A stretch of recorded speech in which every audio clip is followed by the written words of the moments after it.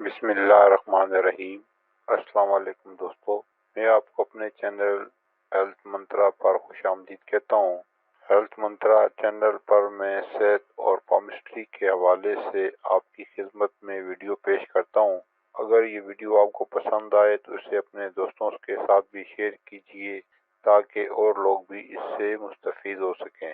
اور اگر آپ میرے چینل پر نئے ہیں تو میرے چینل کو ضرور سبسکرائب کر لیں اور ساتھ لگی گھنٹی کے بٹن کو بھی دبا دیں تاکہ میری ہر نئی آنے والی ویڈیو کا نوٹیفیکیشن آپ کو ملتا رہے۔ اب چلتے ہیں اپنے موضوع کی طرف۔ پیشاب کے بعد پیشاب کے قطرے آنا۔ پیشاب کے بعد پیشاب کے قطرے آنا یہ مثانے کی کمزوری کی علامت ہے۔ مثانے کے اندر ضرورت سے زیادہ گرمی ہو جائے تو پھر بھی پیشاب کے قطرے آتے ہیں۔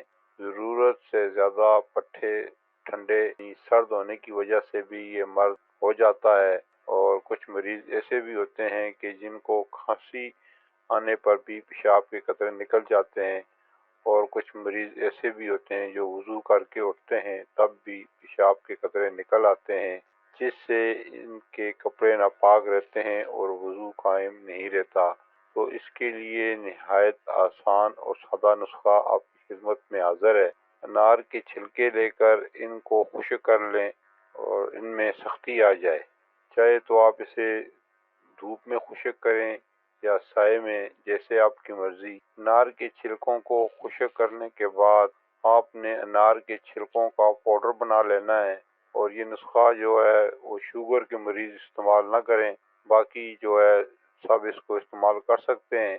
انار کے پاؤڈر میں شہد کو ملانا ہے، یعنی 100 گرام انار کا چھلکا ہے تو اس کے اندر آپ 2 چمچ شہد کے ڈال لیں، یہ معجون بن جائے گی، اور اس کے بعد 1 چمچ صبح اور 1 چمچ شام کو کھانا کھانے کے 1 گھنٹے کے بعد تازہ پانی کے ساتھ لے لیں۔ پھر اللہ کے فضل و کرم سے یہ جو مسائل میں نے آپ کو بتائے ہیں، پیشاب کنٹرول نہیں ہو رہا، معدے کی خرابی ہے، خواتین میں لوکوریا وغیرہ، انشاءاللہ 1 ہفتے کے اندر اندر یہ کنٹرول میں آنا شروع ہو جائیں گے، اور اس کو آپ جو ہے 15 دن بھی استعمال کر سکتے ہیں، 20 دن، 1 مہینہ بھی استعمال کر سکتے ہیں، اور بواسیر کا جو خون ہے اس کو روکنے میں بھی یہ بہت مفید ہے۔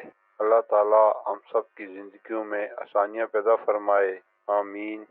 یہ تھی ہماری آج کی ویڈیو پیشاب کے بعد پیشاب کے قطرے آنے کے بارے میں۔ امید ہے کہ دوسری ویڈیو کی طرح یہ ویڈیو بھی آپ کو پسند آئے گی۔